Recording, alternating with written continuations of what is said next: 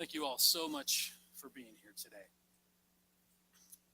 So 11 days from now, I'm going to be celebrating my 4th wedding anniversary.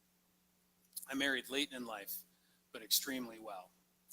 I married this beautiful woman who's on screen there and over there. Kelly is intelligent, funny, self-sufficient. She doesn't need me at all, which is great.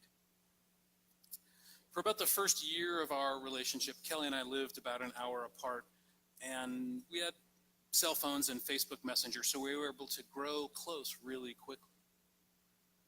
And somewhere in the first bit of that courtship, I started to feel really unsettled and even scattered. I wouldn't always pick up the phone right away when I saw her name coming through on the phone, and I started replying to her messages with shorter and shorter responses. And my breath was strange when I spoke on the phone to her. And I didn't know at that time right away what was going on for me. I couldn't figure out why I would seem to be holding back from this amazing relationship. But with a little help, I was able to dig down and say simply to Kelly one night when we were on the phone, I'm scared. I'm scared. Now, Kelly could have done any number of things. She could have said any number of different things in that moment. She could have made up that I was clearly unwilling to commit or pursue a more powerful and intimate relationship with her, and that she'd better bail before I broke up with her. She could have decided that there was something wrong with her, that she needed to fix or change in order to be in a relationship with me. She might have decided that her role was to play the nurse or the mother and try and calm me down and soothe me and take away my fear. But Kelly didn't do any of those things. I said, I'm scared. And she said, okay. Okay. That one word had this powerful effect on me. My clench of fear turned into a flood of relief. Kelly, in that moment, was willing to accept me exactly as I was with, and she didn't feel any need to change or alter or fix me. And I felt so happy that I didn't have to change or hide anything about me to be in a relationship with Kelly. She changed me without trying to change me. I fell much more deeply in love with Kelly because she was essentially leaving me alone. And I've come to believe that we can all create more powerful relationships if we just stop trying to change one another so much. And I think that by letting go of the desire to change one another, we can actually have a powerful impact and maybe even change the world. Now, I don't make this bold claim just based on this one experience with my wife. I've got 35 years of experiences working with people in the outdoors, in the mountains, on the rivers, in the deserts. And for the last 8 years, I've been working with the Boys to Men Mentoring Network, where we do rites of passage and long-term mentoring for teenage boys. And what we've found at Boys to Men is that the more we try and fix or alter or advise our young men, the more resistant they become. They get really defended and they stop coming to our events. So what we've trained ourselves to do is something we're calling validate in place. Validate in place is a coaching and communication technique that essentially treats whatever somebody shows up with, whatever one of our teens shows up with, as valid, valuable, real, important, interesting, and not to be fixed or altered. So what this does for us is helps create a relationship with these young men that continually builds. And what we believe it does for them is it keeps their field of possibility open. Because rather than being defensive, rather than feeling like they have to defend their stance, they're open and vulnerable with us. Validate in place relies on a few different psychological concepts that we've kind of cherry-picked from around, but the basic one that I want to talk about today is this idea that everybody has the same set of basic fundamental psychological needs.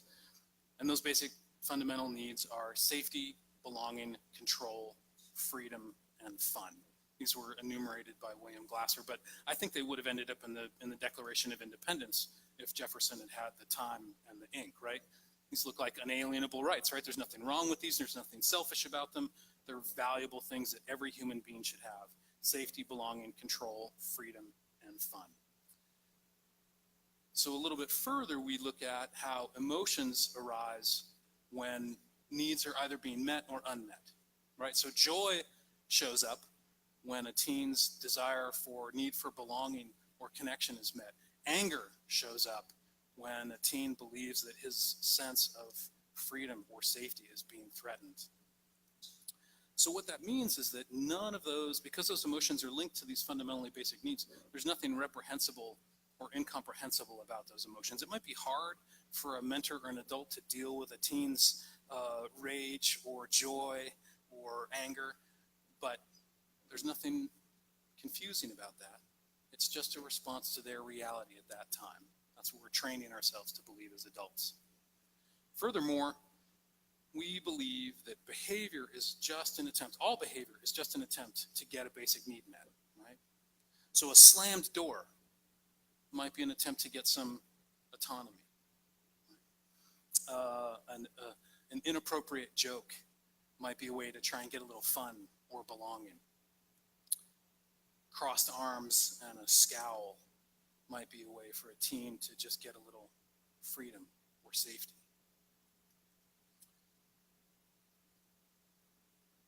So that's what we work with at Boys to Men Mentoring Network. We do our best to accept whatever comes at us, value it, maybe even praise it a little bit, validate it right in place, so that the teens end up with that wide sphere and we don't constrain them or put them in a box. It's not always easy. I'll be the first to admit that. I have the heartbreaking and wonderful task of once a week sitting in a circle of boys at the local juvenile justice center where they're undergoing drug treatment. And for the first week or two that we meet with these boys, they're definitely close and constrained with their truth. They don't necessarily trust us right away, and that's okay. That makes sense. I recognize that. It's trying to maintain that sense of safety, that sense of autonomy. But we have designed a question that we use early on to kind of hurdle over that hesitancy. So we ask every young man in that circle, what is your dream? What do you want to be doing in 5 years? Be as detailed as possible. Tell us about the house you live in. What color is it? Do you have pets? What are their names? What do you do at work? Do you have family? What do you do in the community for fun, and how do you serve your community? And we ask for this level of detail because we want to activate their brains around positive, forward, and creative thinking. And we ask those questions about community and family because we want to activate values around belonging and service. So about 18 months ago, we had a new young man in our circle that we'll call Franklin. It's not his real name. Franklin was a 15-year-old, well, he's 16 now, baby-faced kid, still can't grow a mustache, scrawny, but he had this sort of overconfident, cocksure posture. And when the question came around to Franklin about his ideal life, what he wanted to be doing in 5 or 10 years, Franklin said, I'm going to be running drugs for the Mexican cartels. I'm going to be driving a big car and carrying a gun. Now that is not the answer that I or any caring adult want to hear from a 15-year-old who can't even grow a mustache. And I felt like the back of my head was on fire when I heard this. But I maintained eye contact, but all that time in my head are these thoughts. This is terrible. This is antisocial. This is illegal. This is violent. This is not a dream for this child. This is a nightmare.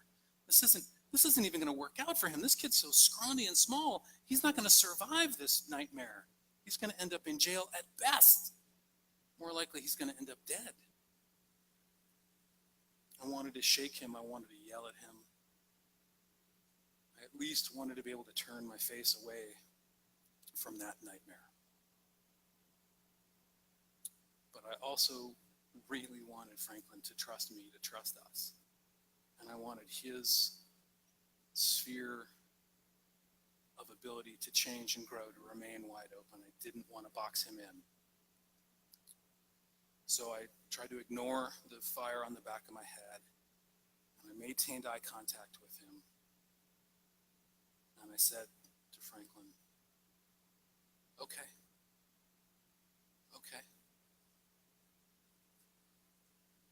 Now, some of you may be thinking right now, well, that was a really irresponsible, non-adult thing to say. You cannot validate a child's desire to become a gun-toting cartel lieutenant. That's not all right. And I get it. But what I'm proposing here is a different way for us to be with one another and a different way to support one another. Think about it in your own life. Think about the last time you tried to talk sense into a friend who was making a terrible relationship choice or making a really bad career move. How well did talking sense work out for you? Did you get a whole lot of friendship back and a lot of gratitude? Oh, thank you for telling me how I should behave.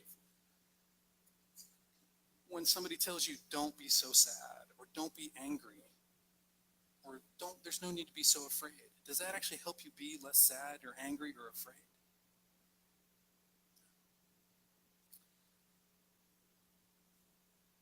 So, well, all right, it happens. Right.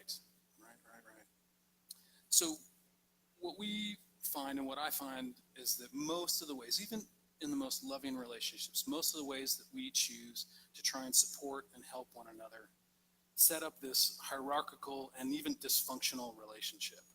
And at Boys to Men, we call that dysfunctional relationship frapping.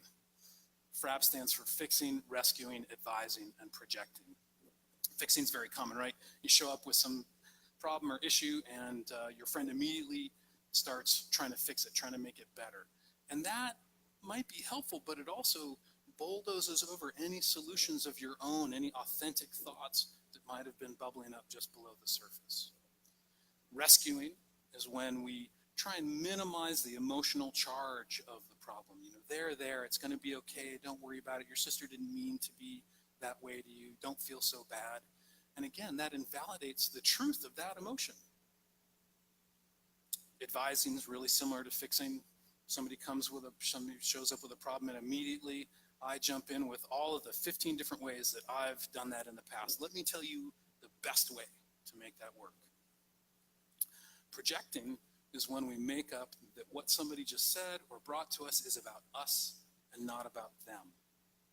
All of these frapping behaviors do that. All of them take the power and the autonomy and the attention away from the initial person, right?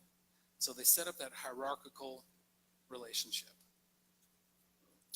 Look, frapping is really common. You're probably imagining and remembering stories of your own experience, either as a frappee or a frapper. And one other name for frapping is just family, right? It's just family. So it's very common,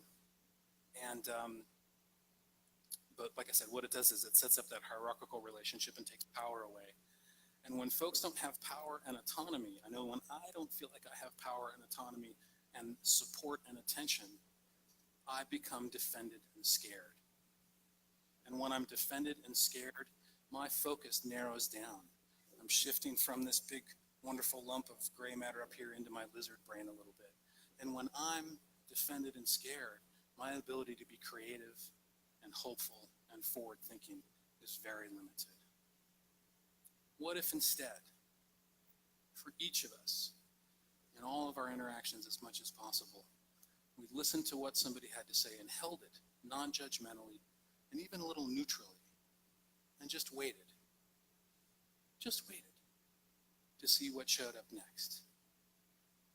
What we find is that when we do that, we create a little room of empathy and safety for one another.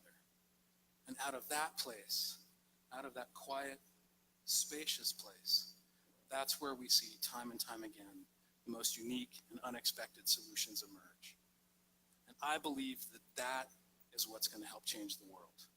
waiting for those unique and unexpected solutions to show up, especially from our youth.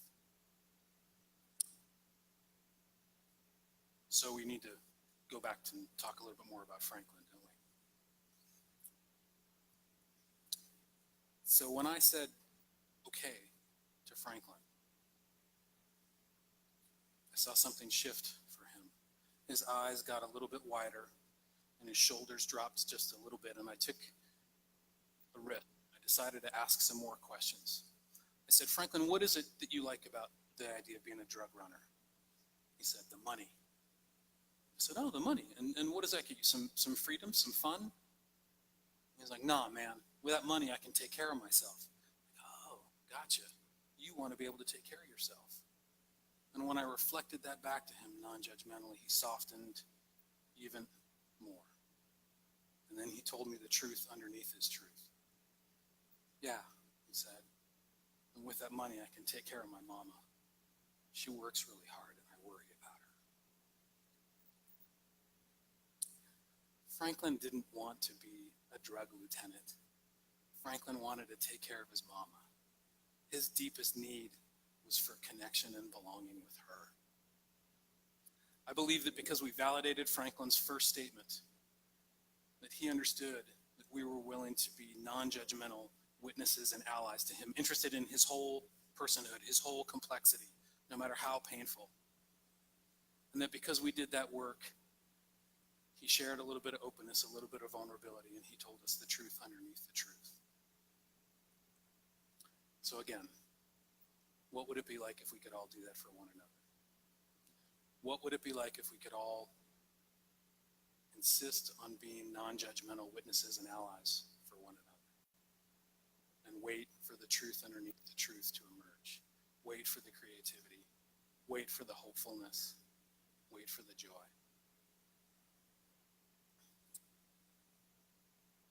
So we've kept track of Franklin over the last 18 months, and his life is a series of successes and setbacks. But what he's told us most recently, the last time we spoke to him, his plan now is to join the Marines, and when he comes back home, to open a boxing gym for the kids in his community so that they have something to do besides drink and get in trouble. So what's next? What's next? We spent the last few hundred years studying psychology and psychiatry and all of this emotional literacy and emotional resilience, communication techniques. Now we have an opportunity to combine all of that into a technique, a daily practice, where we can be there for one another and promote that creativity and hope. So, I've shared my dream with you. You've listened. You all know what to say next, right? Thank you so much.